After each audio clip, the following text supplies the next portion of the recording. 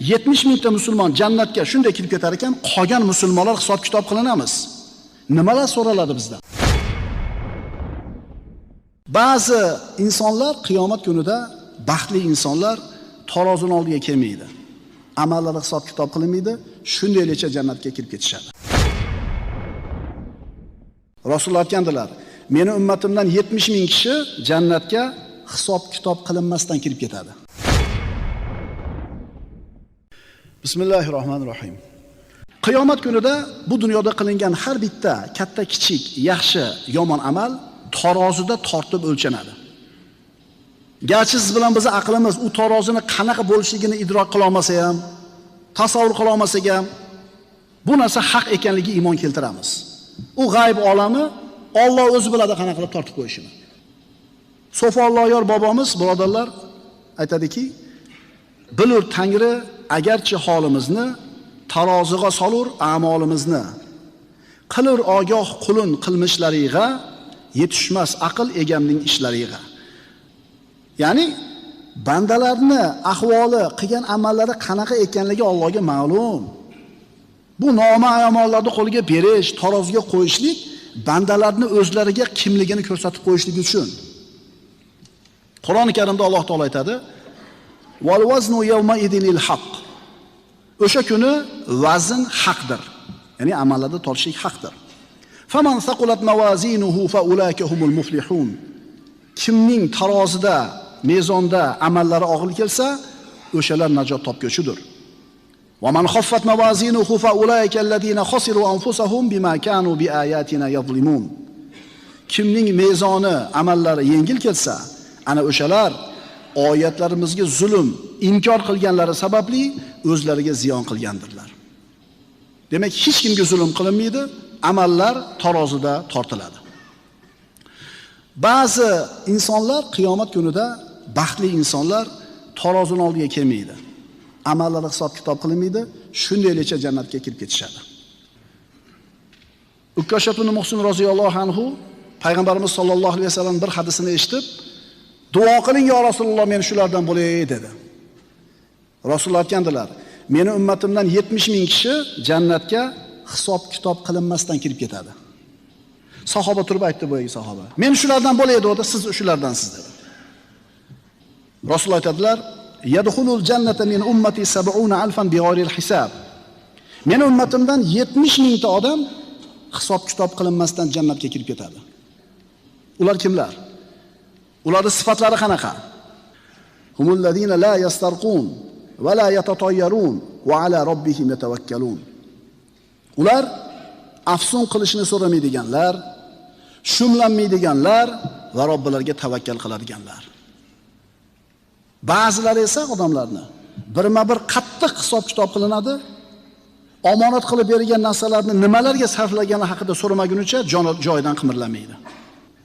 La tazulu qadama abdin hatta yus'alu an umrihi fima afnahu.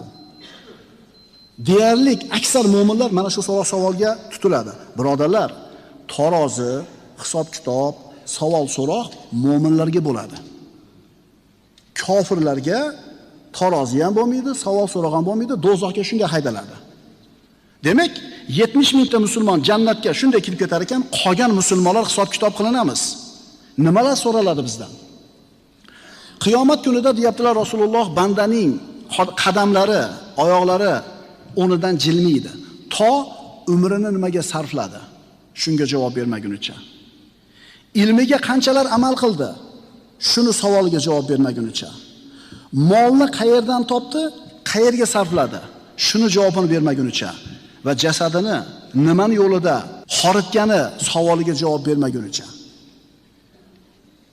Agar mana shu hisob-kitob qattiq bo'ladigan bo'lsa, bu qattiq hisob-kitobga qolgan odam aniq azobga qoladi. Payg'ambarimiz aytadilar, "Laysa ahadun yuhasabu yawmal qiyamati illa halak." Qiyomat kunida kim hisob-kitob qilinsa, rostmona hisob-kitob qilinsa, qattiq hisob-kitob qilinsa, halok bo'lishi shubhasiz. Unda boyagi 70 mingta shunday kirib ketar ekan, qolganlar qattiq hisob-kitob qilinar ekan, unda hamma do'zaxga tushib ketadi-yu. Shunda sahobalardan biri aytdiki, "Ya Rasululloh, Fa amma man utiya kitabahu bi yaminihi. Kimning kitobi o'ng qo'lidan berilsa, tezda osongina hisob-kitob qilinadi degan oyat bor-u, dedi. Kitobini o'ng qo'ldan olganlarga oson hisob-kitob bo'ladi deyilgan-u deganida payg'ambarimiz aytdilar, u narsa o'sha kitobini o'ng qo'lidan olgan odamni taroziga olib kelinishi, hisob-kitob qilinishi, u narsa ko'rsatishdir xolos. Ko'rib qo'y o'zing. Qattiq hisob-kitob qilinmaydi. Qiyomat kunida hisob-kitob muhokama qilingan biror kimsa albatta azoblanmasdan qolmaydi. U nima ekan?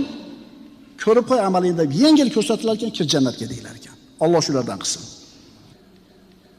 Mana endi tarozda tortiladigan narsa. Biz tarozda tortadigan narsa deganda mana shu aqlimiz, dunyo qarashimiz, tushunchamizdan kelib chiqib turib, vazni bor narsani tushunamiz.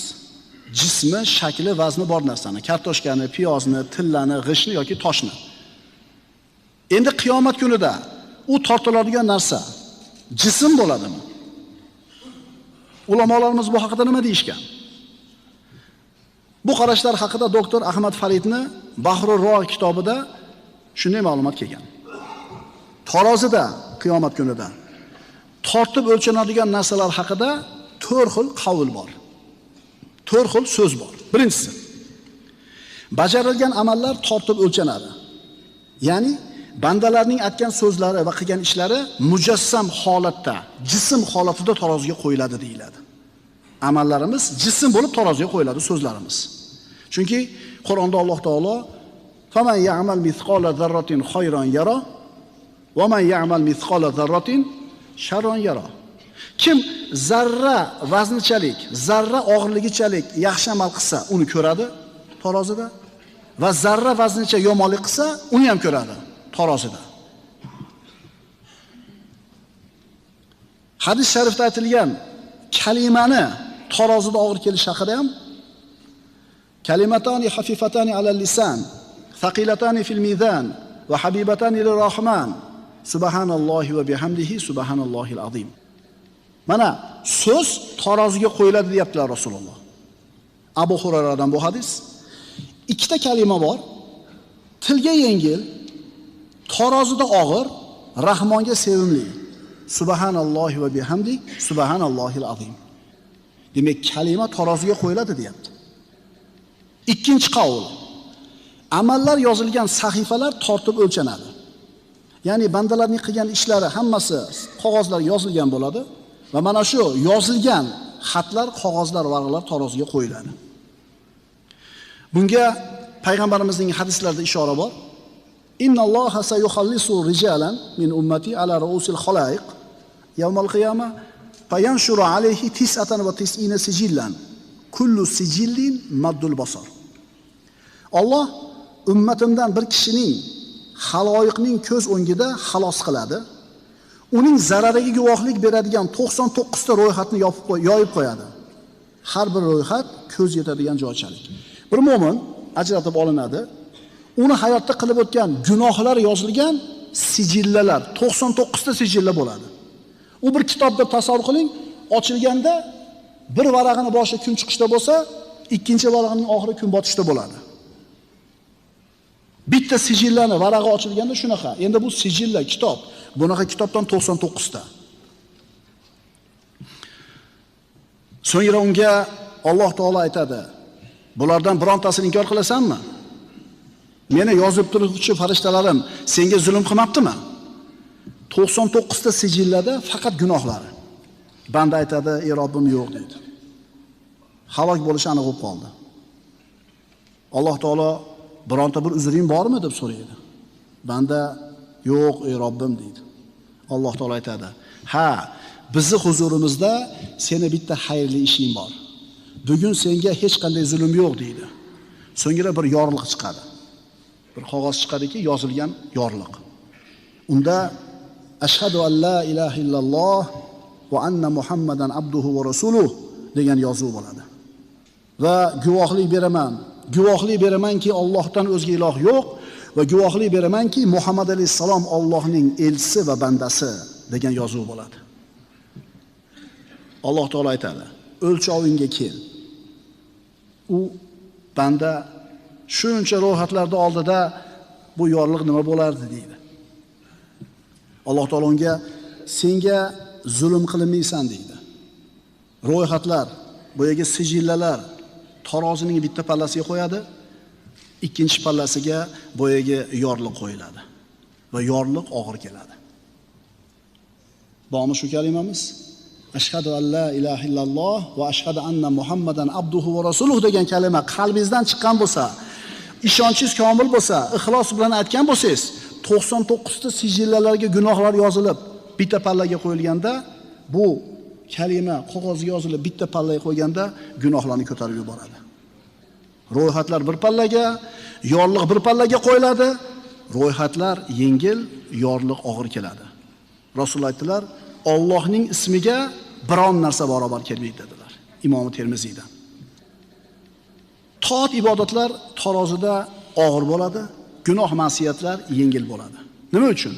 Chunki birodarlar, toat ibodat dunyoda nafsga og'irda, gunoh ma'siyatlar nafsga yengilda.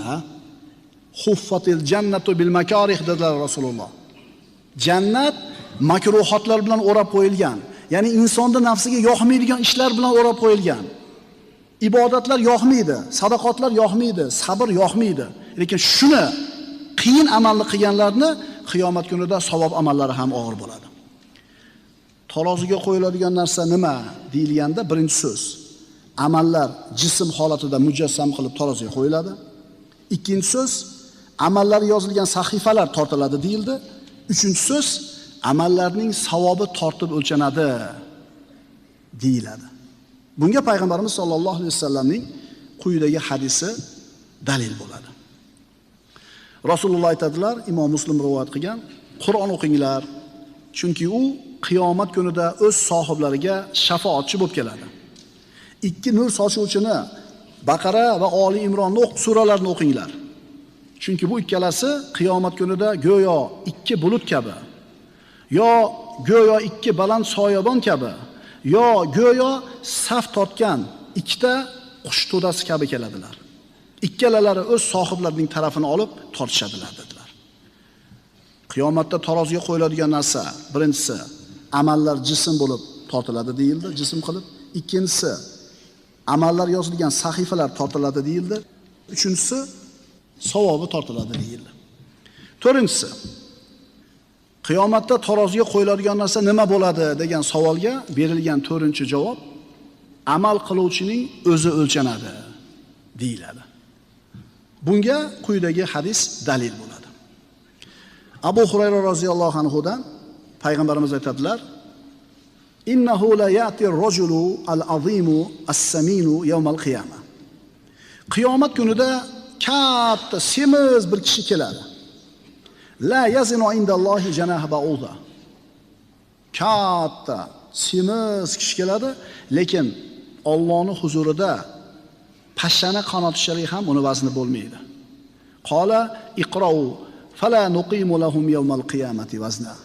Rasululloh aytdilar, qiyomat kunida ular uchun hech qanday vaznni, tarozini qoyim qilmasmiz degan oyatni o'qinglar dedi. Demak, birinchi so'zda qiyomatda tarozida tortiladigan narsa amallar mujassam bo'lib tortiladi. Ikkinchi so'z, amallar yozilgan sahifalar tortiladi. Uchinchi so'z, amallarning savoblari tortiladi. To'rtinchi so'z, amal qiluvchilarning o'zlari tortiladi deyildi. To'rt xil gap. Lekin mana shu to'ralar so'zni umumiylashtiradigan bo'lsangiz, bir-biriga zid emasligini ko'rasiz. Amal qiluvchi ham, amali ham, amallari yozilgan sahifalari ham tortilib o'lchanishligi kelib chiqadi. Sofa Alloyor bobomiz qiyomat tarozisi haqida qanday e'tiqod qilishimiz kerakligini osonla tushuntirib qo'ygan. Tarozi boriga iqrorimiz bor, nechuk erkaniga ne korimiz bor. Ilohiy qil og'ir mezonimizni, salomat tut bizning iymonimizni. Nima ishimiz bor tarozini qanaqa bo'lishi bilan? Biz ishimiz tarozi borligiga e'tiqod qilish, biz ishimiz savobli amal qilish, biz ishimiz Parvardigor qiyomat kunida tarozimizni og'ir qil deb duo qilishimiz. أقول قولي هذا وأستغفر الله لي ولكم. إن الله وملائكته يصلون على النبي يا أيها الذين آمنوا صلوا عليه وسلموا تسليما والسلام عليكم ورحمة الله.